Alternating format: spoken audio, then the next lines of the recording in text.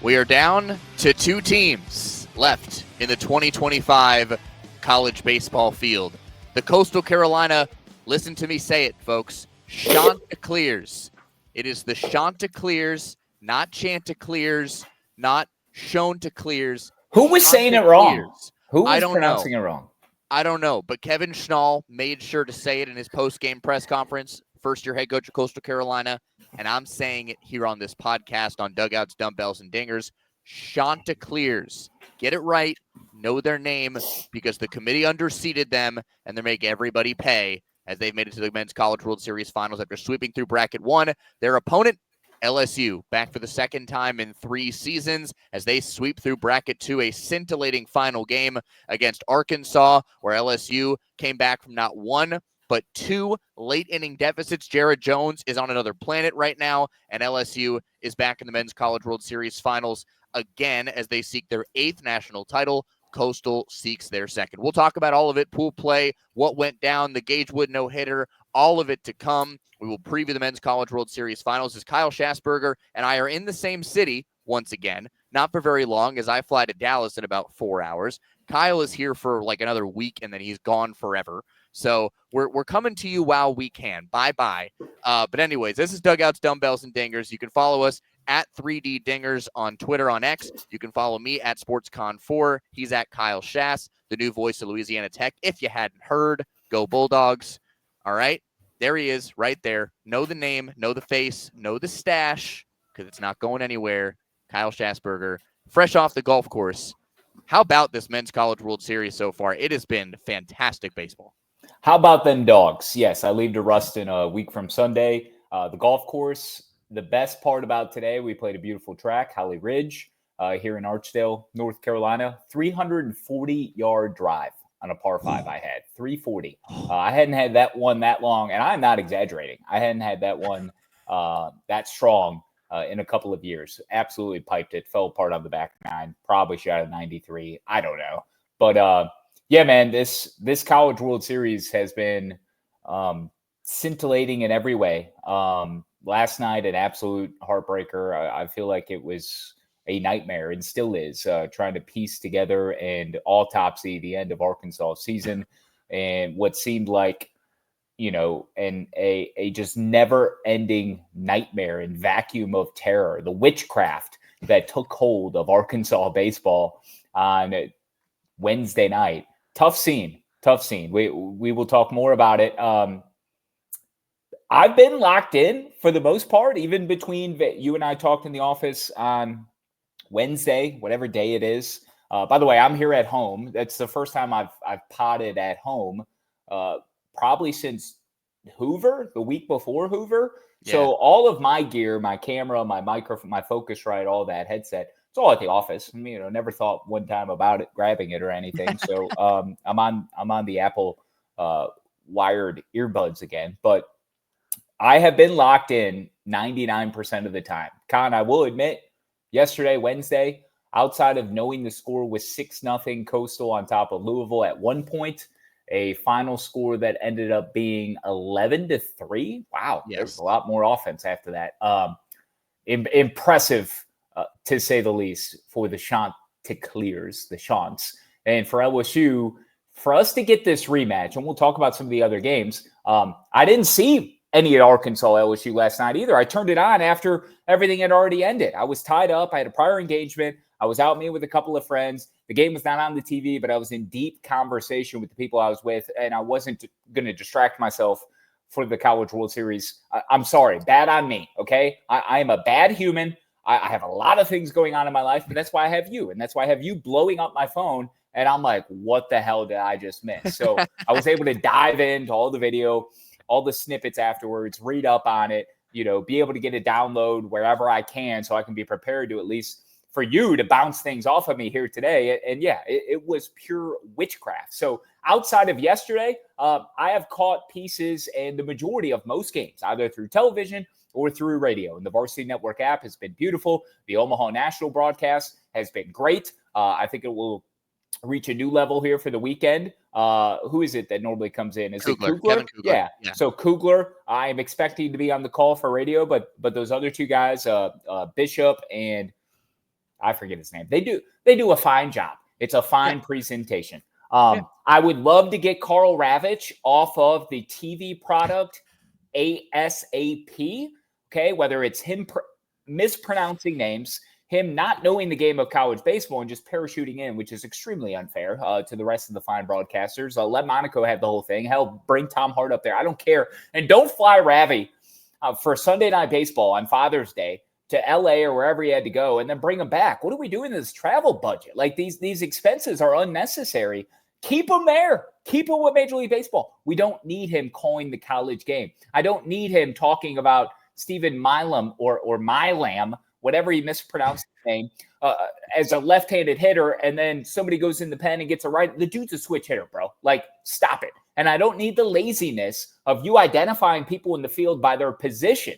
Do better, okay? Don't say left fielder. Don't say third baseman. It just shows that you're misinformed. And for guys like us who are budding broadcasters, and yeah, newsflash, in case you missed our show last week. By the way, excellent interview with Mike Monaco. I listened to it on the way back from Chicago. Loved it. Really enjoyed it. Some in the weed stuff for Monaco as a broadcaster. Love that dude. He's so great. He deserves to call as many of those games as possible and should not be deferred to or over by Karl Ravech. What the hell was I talking about? You were saying you wanted Karl Ravech off of the call, and I was going to say at the end of your soliloquy, which I'm in agreement with, but yes, the worst part of not having a game tonight on Thursday, we're recording this on a Thursday, you're getting this in your feeds on a Thursday, 2 days before the Men's College World Series Finals starts today, Saturday, Sunday, Monday, if necessary, Game 3. The worst part about all of this is Mike Monaco doesn't get to call another game. Mike Monaco was on the call for, I think, 3 walk-offs and the Gage Wood no-hitter, and he nailed all of them. Every single call, every single big game except for last night when Karl Ravech was on the call for LSU over Arkansas. Monaco had 3 or 4, I think 3 walk-offs and then the no-hitter, and he nailed every single one of those calls. The calls were incredible. Yeah. I mean, greatness from Gage, Louisville lives, Coastal's for real. Yes, give it to me. I'm here for all of it. And so the thing so last year, Mike Monaco got to call the second game because Karl Ravech went to do Sunday Night Baseball. This year, the reason he's not is because ESPN has created a studio show live from Omaha at Charles Schwab where Mike Monaco will be hosting with Ben McDonald and Jackie Bradley Jr., new to the fold at ESPN as an analyst. So those 3 will be hosting a show, and Karl Ravech, Kyle Peterson, Chris Burke will be on the call for all 3 games. Karl Ravech will not do Sunday Night Baseball, which is in Philadelphia this weekend, at least to my understanding. So that's why the change for this year, because Mike Monaco did call Game 2 last year between Tennessee and Texas A&M. So ESPN's expanding their programming. They need to have someone to do it. I'm glad Mike is getting to lead this new endeavor for ESPN. But yes, I love listening to Mike Monaco call college baseball. I don't think there's anybody better. Yeah. And what I was getting at with Ravi, just to close off that door, if you will, the not necessarily recklessness, but the ignorance of the college game and the craft that we certainly pick up on as broadcasters. And yes, in case you missed last week, I am leaving. I'm the new voice of Louisiana Tech. So, my last day here is the end of next week. And I will be moving to Ruston, Louisiana, to call 100 games a year, football, men's basketball, and baseball. So follow me on Twitter if you haven't already, at Cal Schass, if you want to know where to continue to follow and absorb and inject my content into your veins. I really appreciate it. Hat tip to all of you. So I will be leaving the program, but it is in fine hands. And David Kahn will carry this thing and take the baton and continue to build upon it for many, many, many years to come. And I will make guest appearances as many times as I can. And we will be talking Louisiana Tech more than anything. And group of 5 or non-P4 or whatever the hell we're calling ourselves in the sports ecosystem. Sunbelt, maybe. Might be going to the Sun Belt. I mean, Texas State apparently is the favorite. I mean, they're the last option for the Pac-12 because, hey, if you can't get that 8th football member in UNLV and Air Force, and you're not going to pluck Sacramento State, Texas State's probably the next option. Basically, suburbia, San Antonio, Austin, smack dab between those two. You got an entry to Texas. Either way, if Texas State leaves Sun Belt void, Louisiana Tech would be a great fit. Others would say Western Kentucky. I'm hearing murmurs of ECU, but ECU, that would be awesome. Not right now. It's right now, there's too much of a hit financially in terms of the American money and the rights and all of that. But that would be pretty cool geographically too, and you would help resurrect some good old rivalries, and I think that would help make ECU on the whole a little bit more viable across sports more than baseball. Anyways. Ooh, yeah, imagine ECU in the Sun Belt for baseball with Coastal and Southern Miss. Oh my sick. God. I didn't even think of, and budding programs like JMU. Ooh. Yeah. So a little bit of conversation. Yes, it never ends. I say a little bit of conversation. The conference realignment carousel never stops spinning, and probably there's going to be some clarification, at least on the Texas State to Pac-12 equation before the end of this month, because their buyout would go from $5 million to $10 million starting on July 1 to get out of the Sun Belt. But the Sun Belt, I think, is in a position of leverage and power where they don't necessarily need to act too quickly, because the Sun Belt is an attractive G5 product who has leverage and is going to have many takers that might want to come in. And who knows, maybe somebody else is sacrificed elsewhere, where like an ECU a year from now could be somebody who sees the Sun Belt as a better place to be. Okay. Tangent over on the conference realignment, Karl Ravech.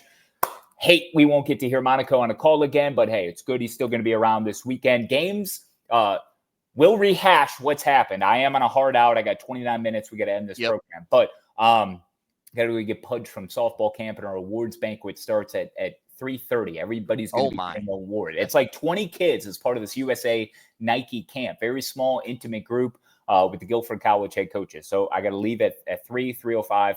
Drop dead, worst case. We will relitigate what has led us to LSU and Coastal. But real quick, we should give the schedule so people at least know off the top. This is a rematch. This is what I love about this championship series. Neither team lost, right? They swept through. So second straight year that happened. Tennessee and Texas A&M went 3-0 last year. So you go 3-0 on each side of the bracket, Coastal and LSU. They're going to have all their guns available in the bullpen, starting pitchers. I would imagine it'll be Cade Anderson for LSU. I would think starting Saturday, game 1. None of that has been announced yet. It's a little early. We're potting on Thursday. Today's Thursday. Yeah. Happy Juneteenth, everyone. Happy Juneteenth. This is a holiday, and we are coming to you to give you college baseball for your soul here on a very important day across our country. So happy Juneteenth to all of those. And certainly for those that are out of work today, hopefully you can make the most of your time. Kahn and I are working for at least an hour here. But Saturday, Sunday, and Monday, games 1, 2, and 3, if necessary, on Monday. You might have the broadcast schedule and the times in front of you. Okay, go ahead and read those off. So game 1, 7 p.m. Eastern, 6 o'clock Central. Game 2, Sunday, 2:30, 1:30. Game 3, if necessary, is 7:30, 6:30. Games 1 and 3 on ESPN. Game 2, ABC. Okay, that's pretty cool. That's dope. So this is a rematch of the 2016 Super Regional Final that saw Coastal Carolina, quote unquote, shock, stun. I don't think it was that surprise. Yeah, you were there. I was shock. I was living. Yeah, I was still living there. I remember there were a lot of delays. You and I have talked about this before, whether it wreaked havoc on that regional and super regional weekend in Baton Rouge. So you were there. You got to see it. I was not in the stadium for that finish, but Coastal was able to dogpile on a pulmonary LSU team. And then they get to the College World Series, and they beat a Jay Johnson-led Arizona team. So not only do we have a super regional rematch where LSU can seek redemption from suffering a defeat to Coastal in a super that ultimately catapulted and provided the springboard to the Chants winning their first ever College World Series and becoming the quote-unquote darlings of college baseball. However, they have proven to us over the last several years, and the fact that they're back in the stage, I think that's insulting if we're looking at them as a darling. They have established themselves as a legitimate power with cachet, so we should put some respect on that name. But then twofold, not only is it the super rematch, you've got Jay Johnson seeking his own dose of revenge after losing as Arizona's head coach to Coastal Carolina in 2016. My early returns and feelings towards this in this moment is I like LSU in this thing. However, I have been going against Coastal Carolina. I like LSU because of those dynamics of of less LSU Coastal super rematch, but more so Jay Johnson being in this moment with an LSU getting another crack at Coastal. But two, this is an LSU team that is not built like the one from 2 years ago at all. Like, this is not super team type stuff. And the way that they have gotten better, and sure, they have 1A and 1B in terms of the top 1-2 punch pitchers in the country. And really, we only got the best out of Cade Anderson to this point in Omaha, not Anthony Ianson. But I just think LSU is a complete and different kind of force than what anything Coastal has seen to this point. But then I'm discrediting the consistency and Coastal not beating themselves and Cade Bodine behind the plate being one of the greatest catchers that we've seen in the college game. I mean, he legitimately is. Like, appreciate what this man is doing behind the plate. Not only in the way he works with his pitchers, the way he receives balls, the way he controls the base, throws runners out, everything about him in handling behind the plate. And he's got a stick to prove it too. Like, the Coastal pitching, like, they have all the pieces. They're not here by accident. It's going to be a hell of a series. I expect it to go 3 games. I'm leaning LSU. Not sure where your lean is, but I know we have the last 7-8 days to kind of talk about. But I do like LSU will be my pick in this in 3 games. Okay. Well, yeah, we both picked Arkansas to win in our bracket, so we're done. Toasted. Bracket's gone. Okay, I agree with all your points. Here's the thing. I love all the comparisons between now and 2016 and Coastal and Jay Johnson and Coastal and LSU. Like, that's all great and fine and dandy, and TV is going to have a whale of a time talking about it. Fantastic. Whatever. They were talking about an Arkansas player's dog last night on the TV broadcast, and an LSU player's dog. I think it was Derek Curiel's dog. And Phil Elson on the Razorback Sports Network was having none of it. He was like, what are we doing? Why are we showing this on the broadcast? I listened to Phil from like the 4th inning on, and he was sensational, even in depression mode, which he was certainly in towards the end. Here's the thing with Coastal. They haven't lost in 26 games. Yeah. They haven't lost since April 22nd, right? That's a long time. And you say, like, they haven't faced anybody compared to LSU. But let's take a look at who they've beaten. They knocked off Auburn.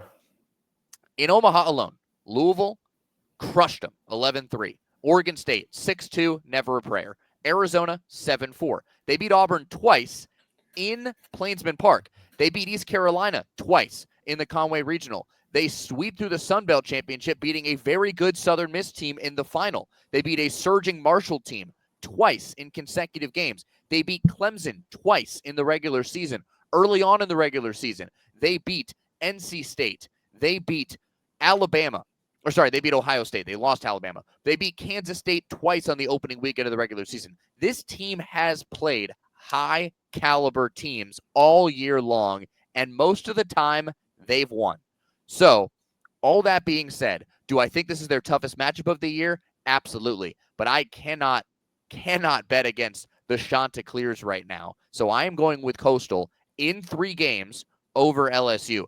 The interesting thing about this is where Coastal's run this year differs from 2016. It's in 2016, remember, Kyle, they won the first game over top-seeded Florida, but then they lost to TCU, and they had to win 5 elimination games to win the College World Series. They beat Texas Tech. They beat TCU 2 times in a row. They lost game 1 of the finals to Arizona, and then they won back-to-back 1-run games to win it all in Dogpile Omaha for the first time. This year, Coastal is on a freight train roll. 26 wins in a row. It's the longest streak any team has ever had to make it into the Men's College World Series Finals. This team is unstoppable. The rotation of Cameron Flukie, Riley Eichhoff, Jacob Morrison, who still hasn't lost this year. He's 12-0 on the season. Nobody can beat Jacob Morrison, who I would believe Jacob Morrison will start game 1 opposing Cade Anderson. They will give Eichhoff probably another day of rest, or they'll go Flukie game 2 because he hasn't pitched since game 1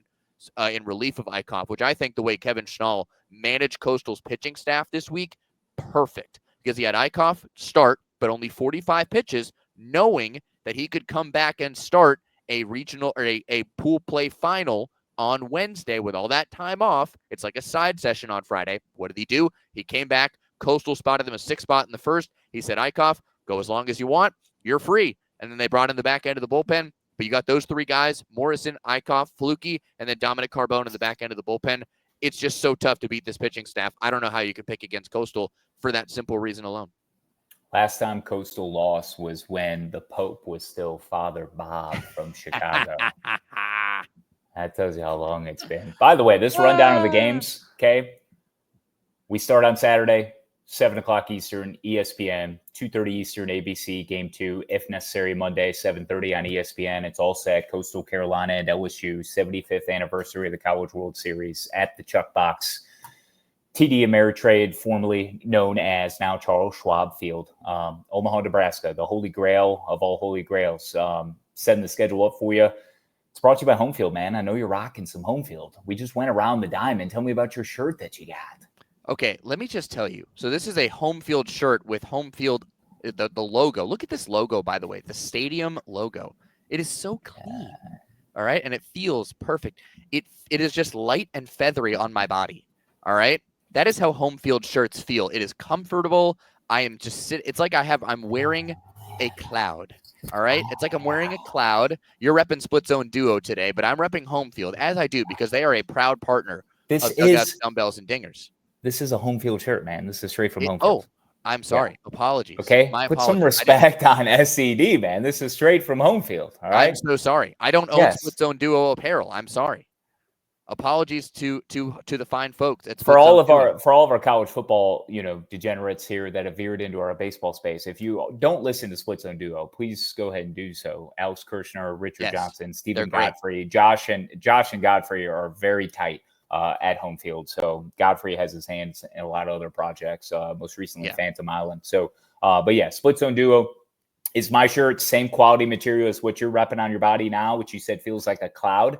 It feels like that angel mist shower faucet from Hoover, Alabama, that you and I will never get to experience ever again together. Not that we were in there together, but however, as roommates, one at a time, the angel mist faucet at the Holiday Inn, which, the plan was that we would never be in that Holiday Inn again anyway. So make sure you get on Hartzell's ass next time it comes around for credential season. And making sure you book hotels. All right.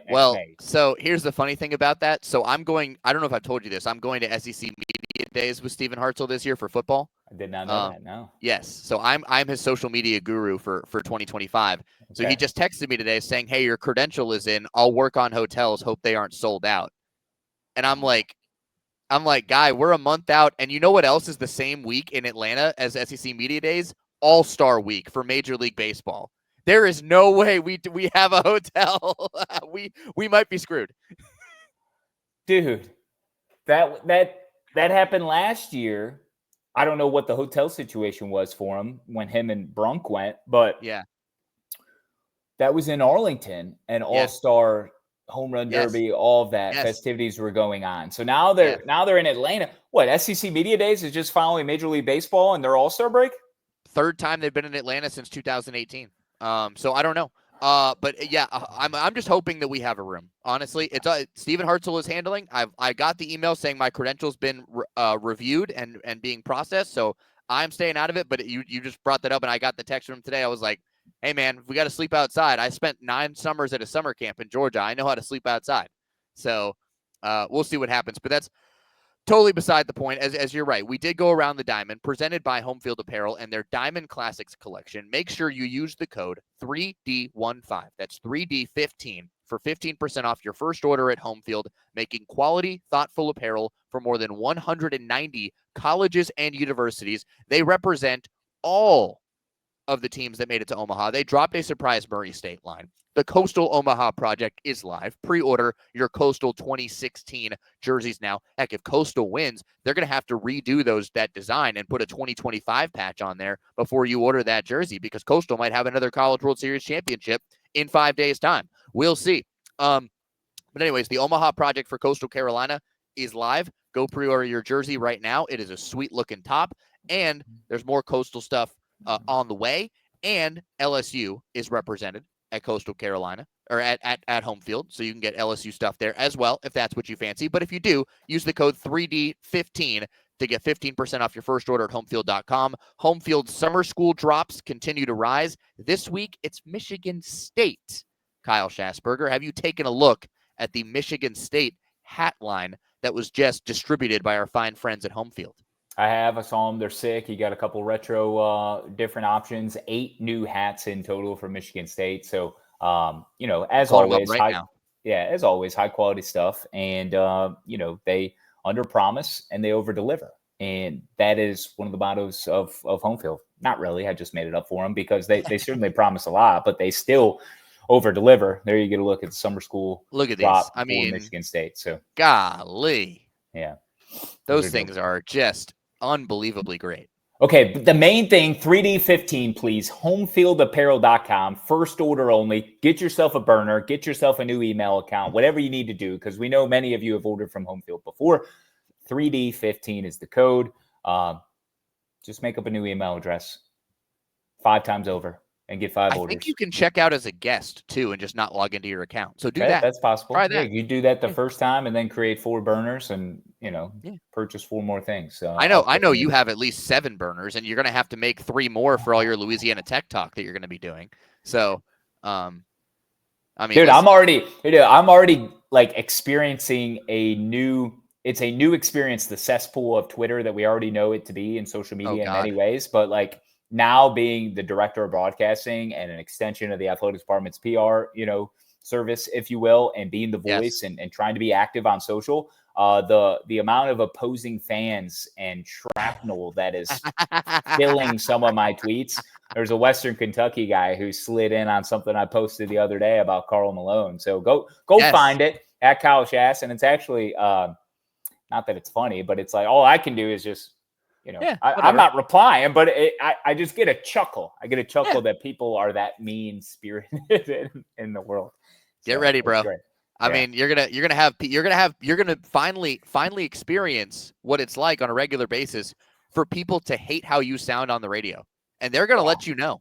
Yeah. Not that you sound bad, because you don't. I'm not trying to tell you that. I think you sound incredible. I think you're a great broadcaster. Thank you. But there are going to be people who don't like how you sound, and they're going to tweet at you, and you're gonna see it. I'm going to give him one of these right there, baby. I'm going to give him one of those. Dude, Kyle Schassburger has been on another level in the gym this week, folks. He is motivated. He is back on the grind. He was in Chicago. He let himself go for a week, as he's allowed to do. All the great ones can have a bit of a relapse, but Kyle Schassburger has returned to his normal gorilla-like form, all right? He is doing so just in time before he makes the 12-hour drive to Ruston for the first time to move in and start his job as the GOB at Louisiana Tech. All right, before we go back to Coastal and LSU, let's talk Arkansas. And before we talk about last night, I know that's the story, but the real story of Arkansas this week is Gage Wood. And that leads us into our Borgo Ball moment that delivered for Gage Wood with his no-hitter. 1 out away from something that's much bigger than a win in Omaha.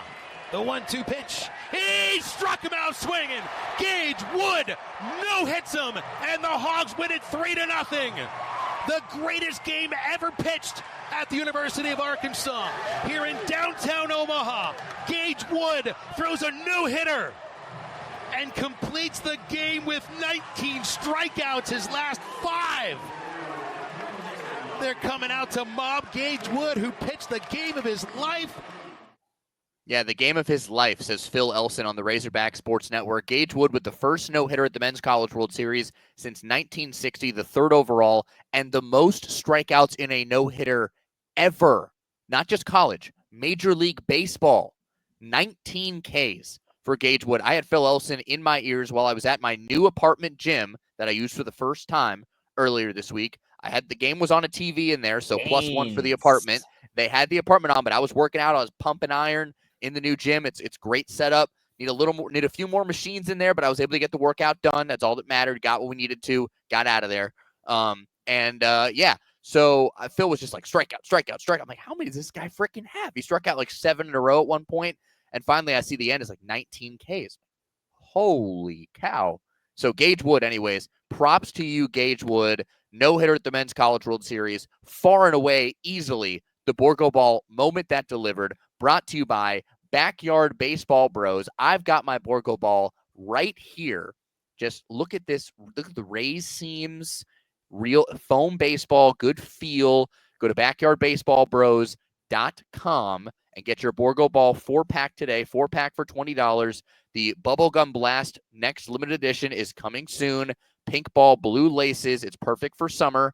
Perfect combo for summer heat. Go to backyardbaseballbros.com. I don't know if you've been following the Backyard Baseball Bros, Kyle Schassburger. They are on a summer trip of their life right now. They have been, I think, in Italy. They're in Greece right now. I mean, they are living their best lives right now, and they have brought the Borgo Ball with them, and they are showing it off internationally. The Borgo Ball has taken on just a wave of its own.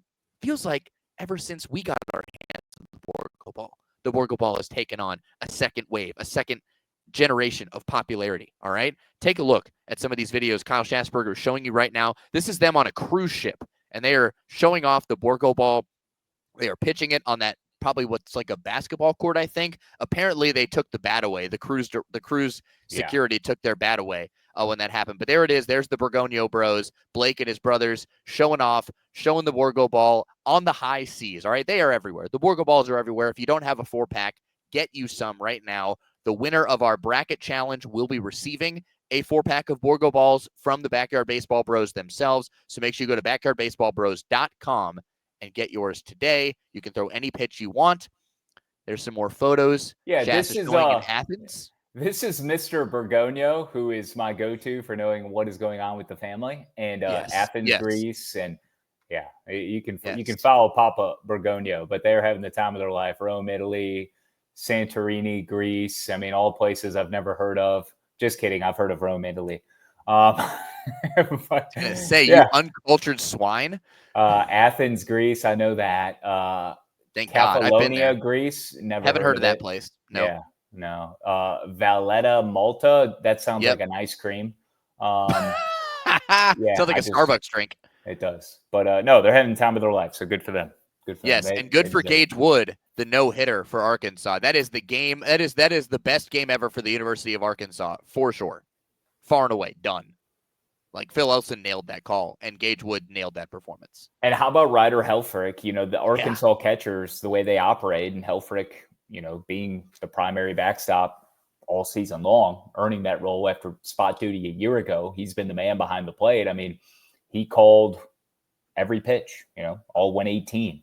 And there was that moment in the 8th inning where Gage hit a batter. That was the only blemish, as he got over on a breaking ball of some sorts. And that was the only blemish against him. I mean, Phil Elson was Johnny on the spot with the call. I mean, the greatest game ever thrown, certainly in Arkansas baseball history. And from a College World Series perspective, what was it? The third thrown in College World Series history.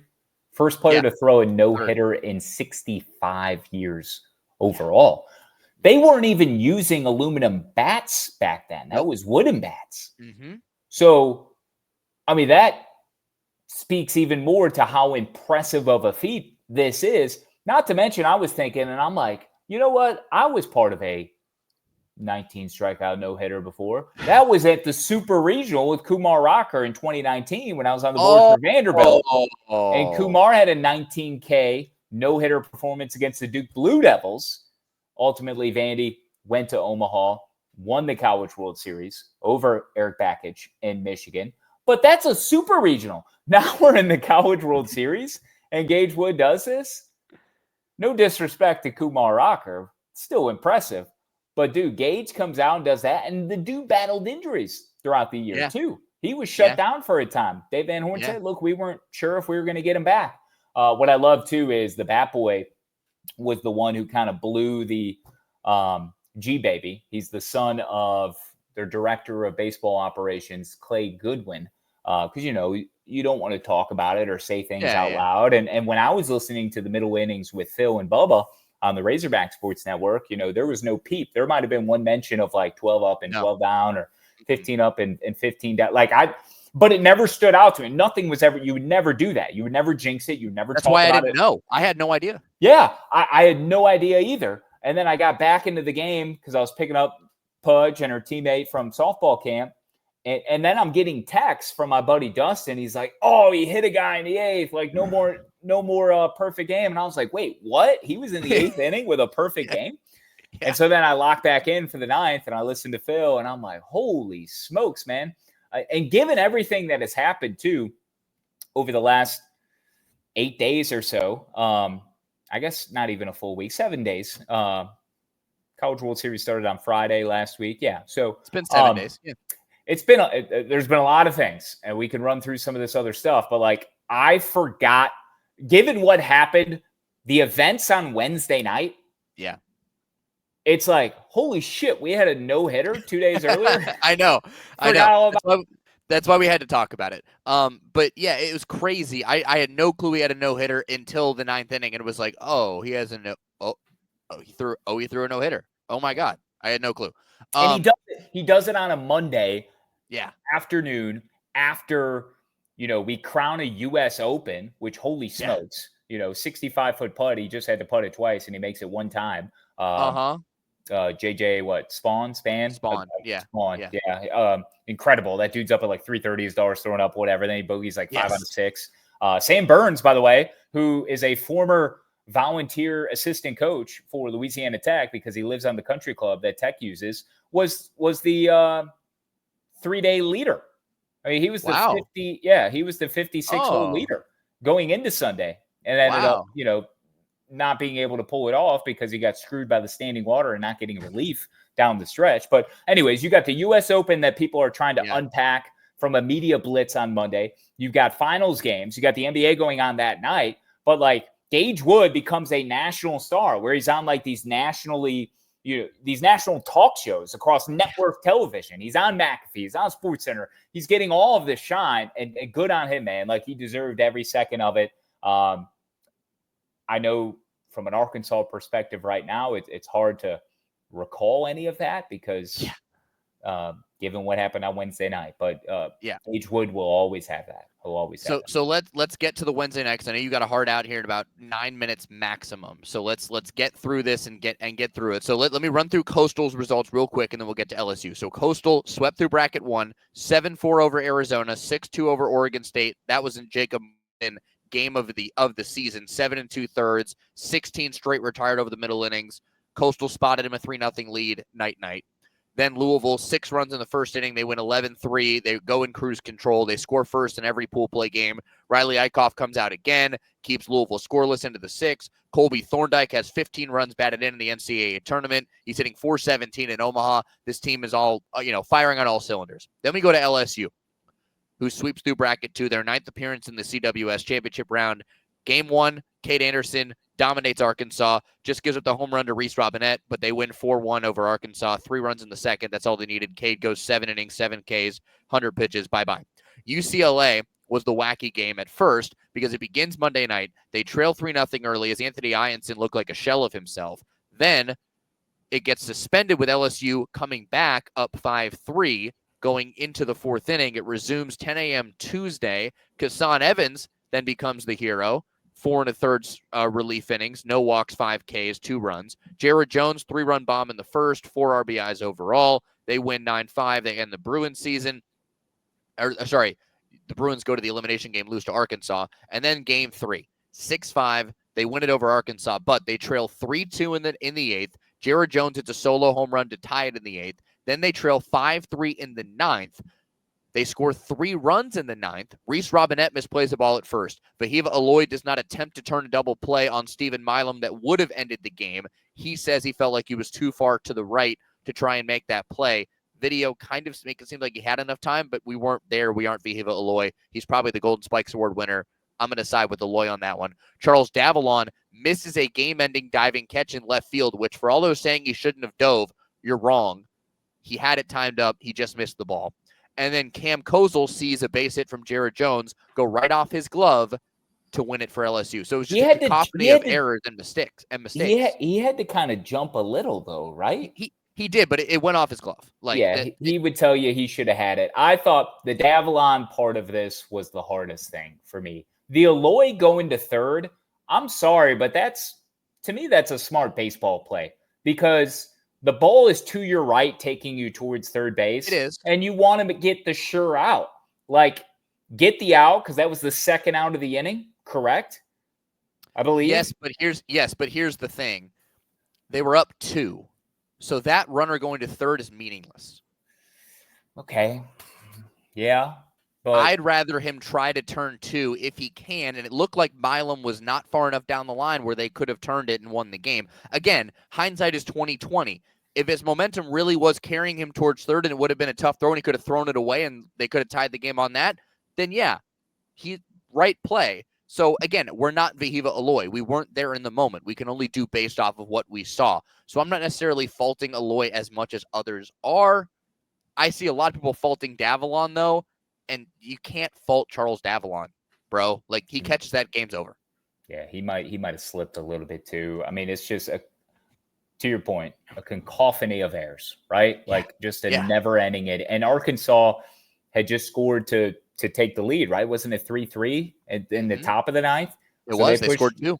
They pushed across 2. They go up 5-3, and then they allow 3, and they fall in the most dramatic, heartbreaking fashion. Arkansas and Omaha they don't go together, man. It's like, dude, it's like vinegar and oil. Is that right? Oh my vinegar God. and oil? Yeah. Okay. Well, oil and water. Oil and water. Okay. Yeah. Anyways, whatever. Oil and vinegar actually goes together quite well. Anyways, are you surprised I misuse a phrase like that? No, it's fine. Okay. Anyways, let me just get your thoughts on this before we wrap up. And by the way, thank you as well to Baseball Barbecue, our other sponsor of Dugouts, Dumbbells, and Dingers. Do want to make sure we give them a shout out. Use the code 3D-20 at baseballbarbecue.com to get all your grilling tools. Oh, look at Kyle Schassburger already having Baseball Barbecue ready to go. They have Coastal Carolina gear. There's the Chanticleers page. It is clean. And by the way, folks, it is hot right now. It is hot in Winston-Salem. It's going to be hot in Dallas when I fly there in about 3 hours and 45 minutes. There's your LSU page. Look at their baseballbarbecue.com. They have all the grilling tools. They are custom and they're licensed for the best teams in college baseball, fun and functional. Their products are perfect for casual fans or serious grillers. The heat wave is here. Summer is here. It's the perfect time to get your grilling tools out. You can even get Louisiana Tech grilling tools from Baseball Barbecue. Let's go. And just, pop those out. I've got mine ready to rip. I may pop those out when I'm watching the College World Series when I return on Monday for Game 3. We'll see. But anyways, go to baseballbarbecue.com.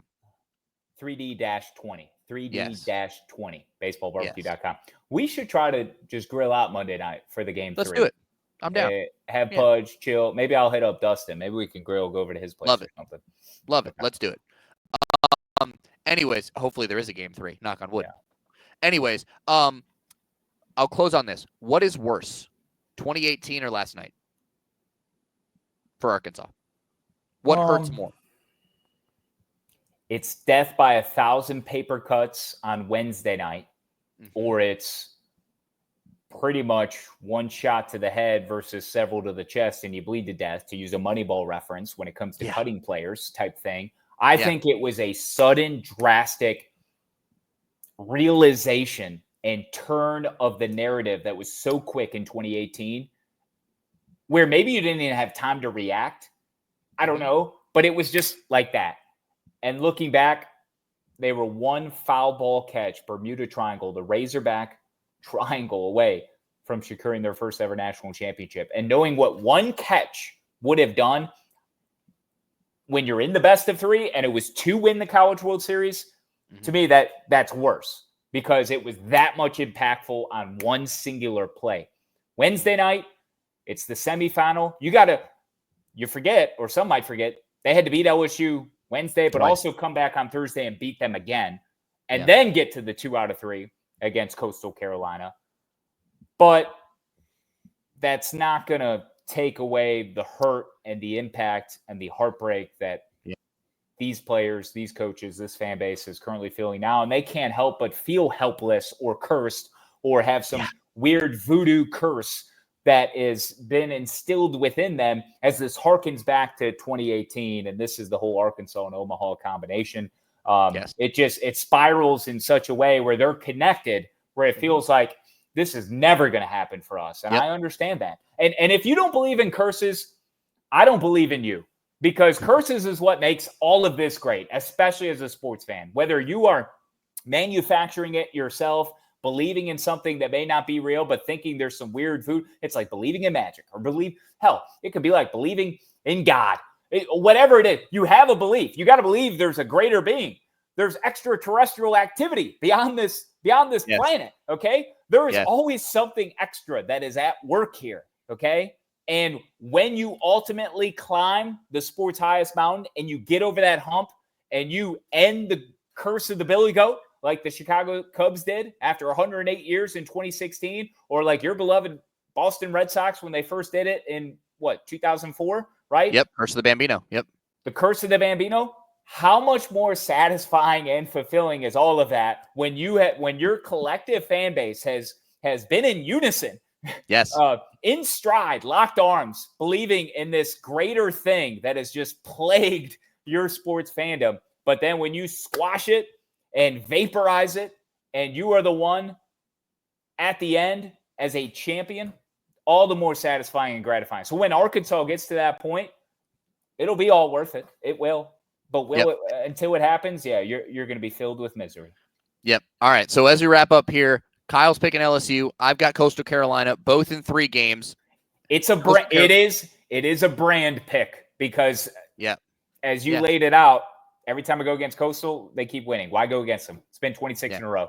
They're complete. Kevin Schnall is my favorite coach in college baseball now. I'm so locked in on that guy's mentality, personality, lifestyle, the way he goes about his business. I am enamored with Kevin Schnall. As we wrap up, want to give a shout out and a update on the College World Series Jello Shot Challenge at Rocco's. It's been an absolute circus over there. They had Paul Skeens and Livy Dunn do an update one time when they were in there for Omaha. Incredible stuff. Here's the update as of an hour ago. LSU 25,061, far and away, running away with it, and they're going to stay for the rest of the weekend. So like they're winning it. It's over. Arkansas got to 87-13 before they depart. Murray State 8,060 in 3rd place. Coastal Carolina 6,711 in 4th place. LSU's got it wrapped up, no question about it. But still, great work from Murray State and from Coastal Carolina to be right there neck and neck with Arkansas, who's in 2nd place. Good pod, man. We'll have one more once the champion is crowned coming up probably Tuesday. Either way, even if it ends on Sunday, I'm sure we'll be in the office Tuesday. We'll get it in then. So expect another pod, one more to recap the season, the final one.